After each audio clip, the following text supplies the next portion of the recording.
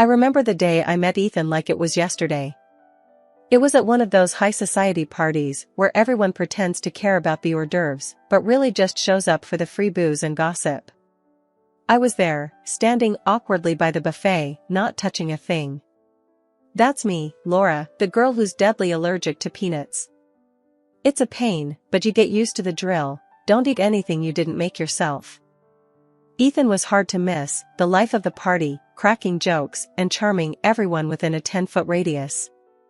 I was trying my best to blend into the wallpaper when he sauntered over, plate in hand, and raised an eyebrow at my empty hands. "Hey, I'm Ethan. You're not eating anything." "What's up with that?" he asked, stuffing a mini quiche into his mouth. I shrugged, feeling a bit self-conscious. "I'm Laura. It's nothing exciting, just a peanut allergy." Makes these kind of things a bit of a minefield. He chuckled. "Peanut allergy, huh? So, if I wanted to keep you away, I'd just have to throw Snickers bars at you?" I couldn't help but laugh. "Exactly, but please don't. I prefer my parties anaphylaxis-free." "Deal." He grinned. "But seriously, that sucks. Can't be easy navigating food minefields at parties." "It's not the best, but you get used to it. Just gotta keep an eye out and ask a lot of questions." Ethan nodded, looking genuinely interested, which was a nice change. "Sounds like a full-time job." "Hey, if you ever need a taste tester or food checker, I'm your guy. No peanuts will get past me." The conversation flowed effortlessly from there. Ethan was easy to talk to, and for the first time in a long time, I didn't feel so out of place. We talked about everything and nothing, work, music, the ridiculousness of adulting. It felt like we'd known each other for years. As the evening wound down, Ethan said, "I had a great time tonight, Laura. I mean, not just the party, but talking to you. You're different, you know? In a good way." I felt my cheeks warm up. "Thanks, Ethan. I had a great time too. It's not often I meet someone who doesn't run away screaming after the whole 'I could die from peanuts' spiel." He laughed. "Well, I'm not most people. Plus, I like a little danger. Add spice to life, right?" I rolled my eyes, but couldn't hide my smile. "Sure, if by spice you mean the constant threat of anaphylactic shock." "Exactly, keeps things interesting. Listen, I'd really like to see you again. Maybe in a less life-threatening setting?" I hesitated for a split second. Ethan was great, but inviting someone into the allergy-laden mess that was my life? That was a big step. But looking into his earnest, slightly mischievous eyes, I felt a pull I couldn't ignore. "Yeah, I'd like that," I said, surprising myself. "Great. It's a date then. I'll text you. And I promise, no peanut surprises."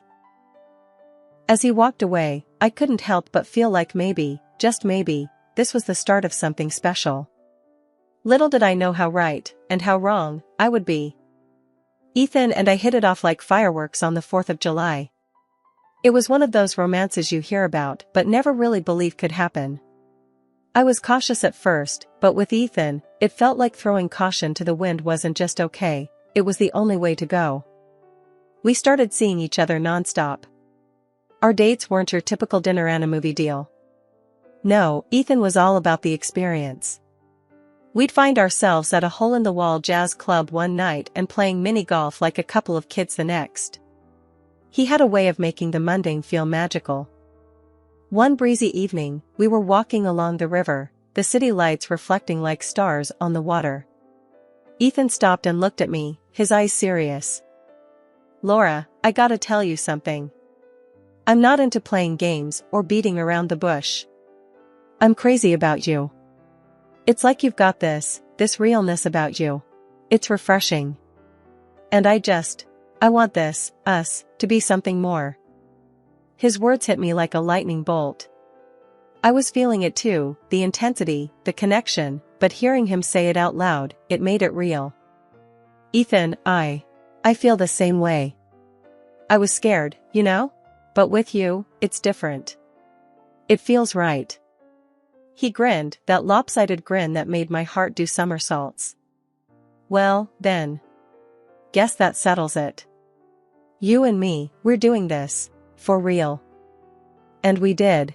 It wasn't long before we were inseparable. Meeting his friends, meeting his family, it all happened in a blur. Ethan was a big deal at his company, head of his department, and he had this air about him like he could conquer the world if he wanted to. And me? I was just an accountant, living a quiet life until he stormed in like a hurricane. One night, over a quiet dinner at his place, Ethan brought up the future. It was a simple conversation, but it changed everything. Laura, you know I've got this job, this career. But it's not my whole world. You are. I've been thinking, what if you didn't have to work? What if you could just focus on, I don't know, starting a family or whatever you want? I can support us. The idea was crazy. Leave my job? Become a housewife? But the way he said it, like it was the most natural thing in the world, it made me consider it. Ethan, that's a big step. But, starting a family, it's something I've always wanted. You're sure about this? He took my hand, his gaze steady and sure. I've never been sure about anything. I want this life, our life, to be about us, not about work or stress. I want to make this happen, for you, for us. And just like that, I found myself saying yes. Yes to leaving my job, yes to this new life with Ethan, yes to a future that was both terrifying and exhilarating. After the wedding, life with Ethan was a mix of highs and lows. He never really cut ties with his circle of friends, and I found myself tagging along to their endless parties. At one of these gatherings, we bumped into this pretty girl, Natalie, who turned out to be the CEO's daughter of the company where Ethan worked. I noticed the way they interacted, all smiles and subtle touches. They even danced together, laughing and chatting like old pals. It rubbed me the wrong way, seeing them so cozy. A pang of jealousy hit me hard, and I couldn't shake the feeling that something wasn't quite right. But that was just the beginning. The real trouble started one ordinary morning in our kitchen, the kind of morning that's supposed to be full of simple joys and shared dreams. Ethan, I'm pregnant, I announced, my heart racing with a mix of nerves and excitement. He froze, his coffee cup halfway to his lips. The silence that followed was thick, heavy. Finally, he set the cup down and faced me, his expression unreadable. Laura, you sure about this? I mean, we talked family and all, but now? Is now good timing? His words felt like a slap. What do you mean, good timing? Ethan, this is our plan, remember? Our family starting? He sighed, a sound that carried weight, weariness. I know it is.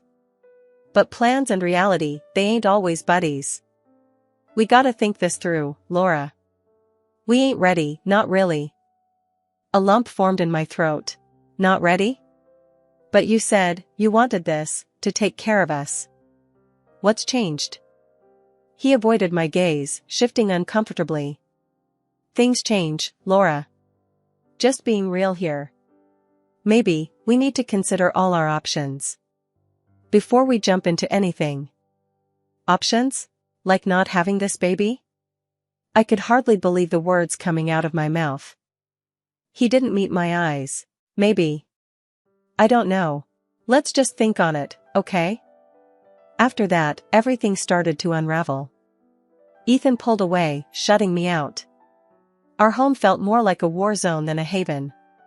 Minor spats turned into major blowouts, our words cutting deep. One night, Ethan stumbled in late, the weight of the world seemingly on his shoulders. Another late night? I tried to keep it cool, neutral. Yeah, work, he grumbled, not bothering to shed his coat. Something you wouldn't get. That stung. Wouldn't get? What's that supposed to mean, Ethan? He gave a dismissive shrug. Means I'm out there working my butt off while you're here playing housewife. It's different, Laura. You just don't see it. My face heated up with anger. Playing housewife? That's what you think I'm doing? Carrying our kid, keeping our home, that's just a game to you? He didn't reply, just poured himself a drink and stared into nothing, 1,000 miles away. It was like living with a ghost. The man I married, the one who promised to stand by me, had vanished, leaving this cold, distant shell in his place.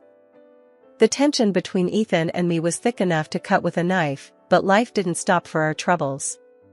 We kept up appearances, attending parties like everything was normal. One of those evenings sticks in my mind like a thorn. We were at another one of Ethan's high-flying gatherings. The room was buzzing with chatter, laughter, and clinking glasses. I was picking at my food, careful as ever, when Natalie, the CEO's daughter, breezed in like she owned the place. The air shifted as she made her way through the crowd, and I felt Ethan tense up beside me. "Hey, Ethan, Laura," Natalie greeted us, her voice smooth as silk. "Glad you could make it." Ethan managed a tight smile. "Wouldn't miss it, Natalie. You know that." I nodded, trying to keep my face neutral. "Nice to see you, Natalie." She turned her gaze on me, sharp and calculating. "Laura, I heard about your little food issue. Must be tough, always watching what you eat." I stiffened, not liking the way she said food issue. "It's an allergy, Natalie. And yeah, it's a bit of a hassle." She laughed, a sound that didn't quite reach her eyes. "Oh, I bet. But hey, at least it keeps you slim, right? Every cloud and all that." I forced a smile, feeling Ethan's eyes on me. "Sure, something like that." The evening dragged on. Ethan was pulled away by some colleagues, leaving me with Natalie. She was all smiles and niceties, but there was something off about her. She kept probing, asking about my allergy, how I manage, what would happen if I ate peanuts. I answered her questions, but with each word, I felt more exposed, like she was filing away my answers for something I couldn't quite put my finger on. Then, out of the blue, she dropped a bombshell. "So, Laura, I've been meaning to ask. How are things with Ethan? You two seem, I don't know, a bit off lately. Trouble in paradise?" I was taken aback. This was none of her business. "Ethan and I are fine, Natalie. Every couple has their ups and downs." She nodded, her eyes glinting with something I couldn't read. Of course. Just making conversation. You know how these parties get, all small talk and gossip." I didn't like the way she said gossip. It felt like a warning, a signal that my and Ethan's problems might be more public than I thought. The night ended with a sour taste in my mouth. As we drove home, Ethan was quiet, lost in thought. I wanted to ask him about Natalie, about what's going on with us, but the words wouldn't come. It was like we were strangers, sharing a space but nothing else. That night, as I lay in bed, staring at the ceiling, I realized how isolated I felt. It wasn't just Ethan's distance, it was the feeling that there were eyes on us, whispers behind our backs. The gathering hadn't just been disturbing because of Natalie's probing questions. It was a wake-up call, a realization that our private life might not be so private after all. The 5th month of my pregnancy was a roller coaster. Sleepless nights, restless days. But nothing, absolutely nothing, could have prepared me for the bombshell that was about to drop. It was one of those sleepless nights. Tossing and turning, the baby bump making it impossible to get comfortable. I gave up on sleep and shuffled to the kitchen for some water, the house silent except for the creaks and groans of the old floorboards. But then, a voice drifted from the living room. Ethan's voice, hushed but intense. I froze, my heart thumping in my chest. This wasn't just any late-night call. This was something else.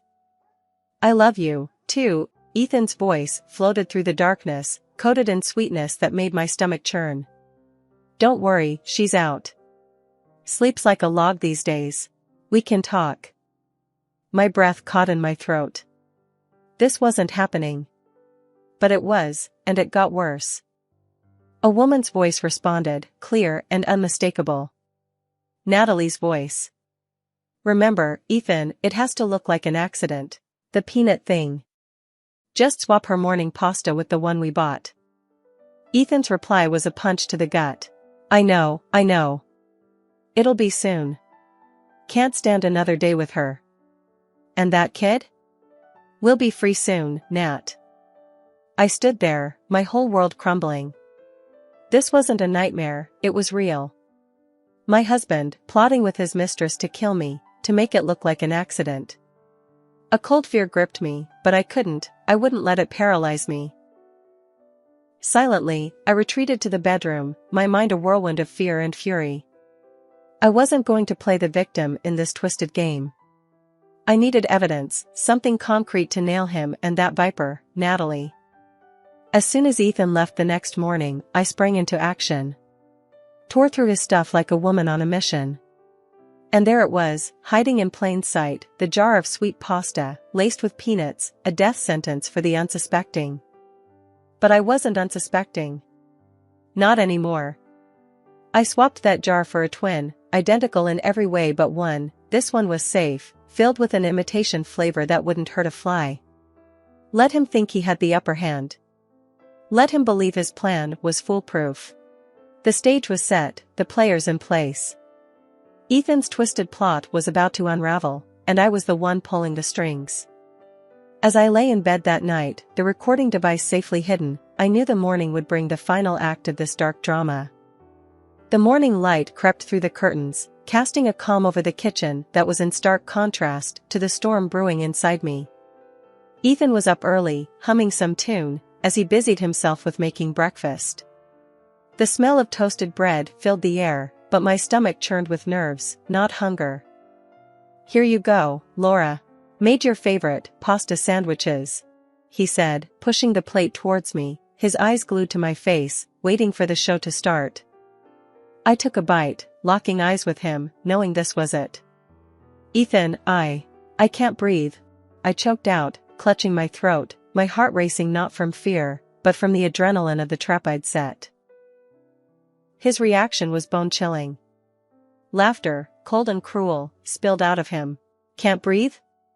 Well, that's the point, Laura. Thought you'd have figured it out by now. It's peanut butter, darling. Your ticket out of my life. I kept up the act, my eyes wide with feigned panic. Why, Ethan? Why are you doing this? He leaned in, a twisted smile on his lips. Why? Because you're in the way, Laura. You and the kid. I've got plans with Natalie, big plans. And I don't need a divorce dragging me down, slicing my fortune in two, or a kid eating into my cash. This way, it's cleaner, simpler. His words hit like a slap, but I was ready. This was the moment I'd been waiting for. You're sick, Ethan. You won't get away with this. He laughed, that same cold sound, and shrugged on his coat. I already have, Laura. By the time anyone figures it out, I'll be long gone, an alibi solid as a rock. Goodbye, Laura. The door clicked shut behind him, and I sprang into action. I stopped the act, my breathing normal, my mind razor-sharp. The recording device had captured every word, every confession. I dialed the police, my voice steady. I'd like to report an attempted murder. My husband, he's tried to poison me because of my allergy. The operator's voice was calm, professional. Ma'am, are you safe now? Can you tell me your location? Yes, I'm safe, he's left for work. But I have proof, a recording of his plan, of him admitting it, and the peanut paste he used. Stay where you are, we're sending officers right away. Keep the recording safe, it's crucial evidence. As I hung up, the reality of what I'd done, what I'd escaped, washed over me. I'd walked through the fire, faced down the man I once loved, and come out the other side. It was over for Ethan, his web of lies unraveled by his own arrogance. And as the police sirens wailed in the distance, getting closer with every heartbeat, I knew this was just the beginning.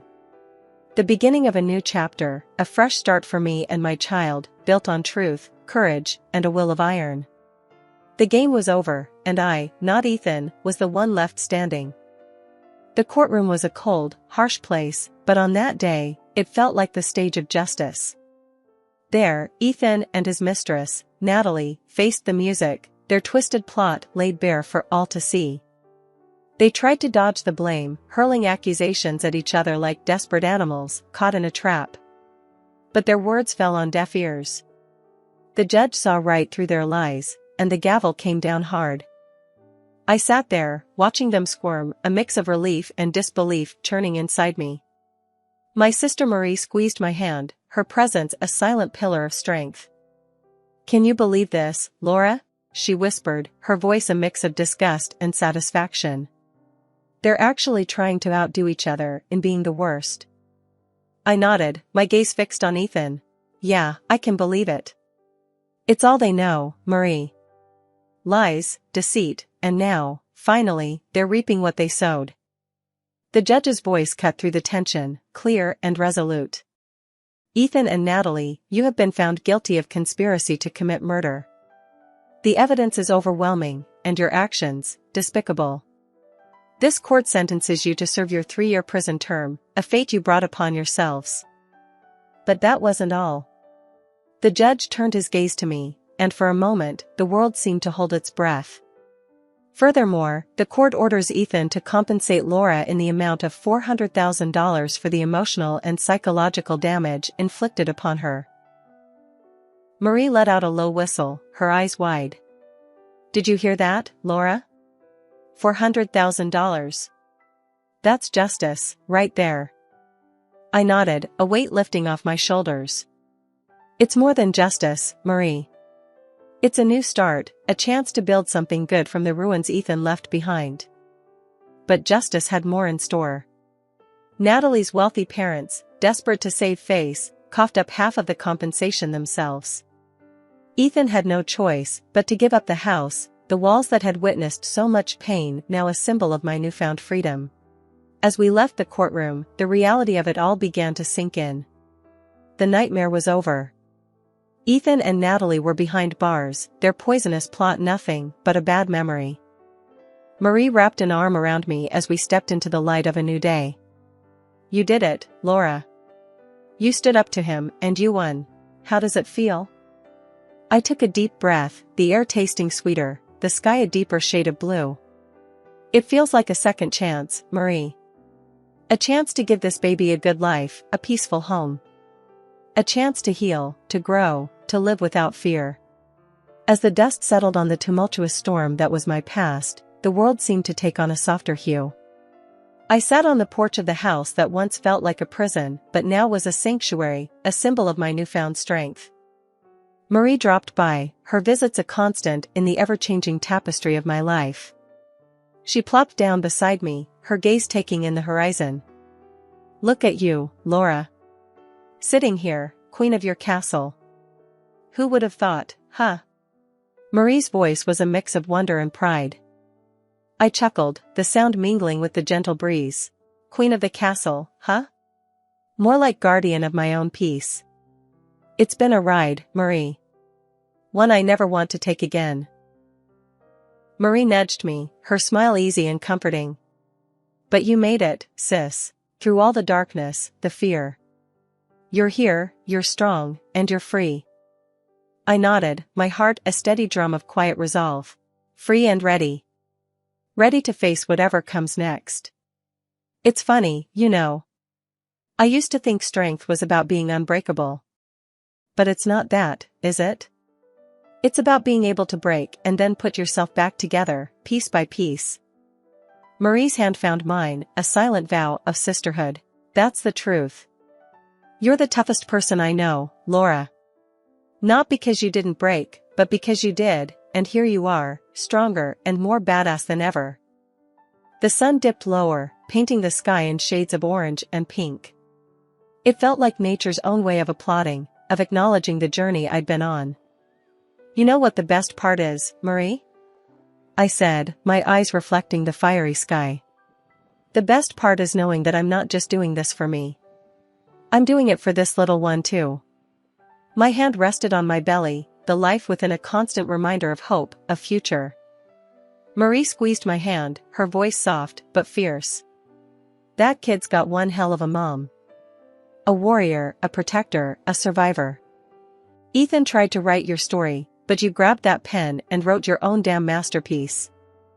We sat there, two sisters, two warriors, watching the day give way to night. The darkness didn't scare me anymore. It was just a curtain, and behind it, the promise of a new day, a new chapter.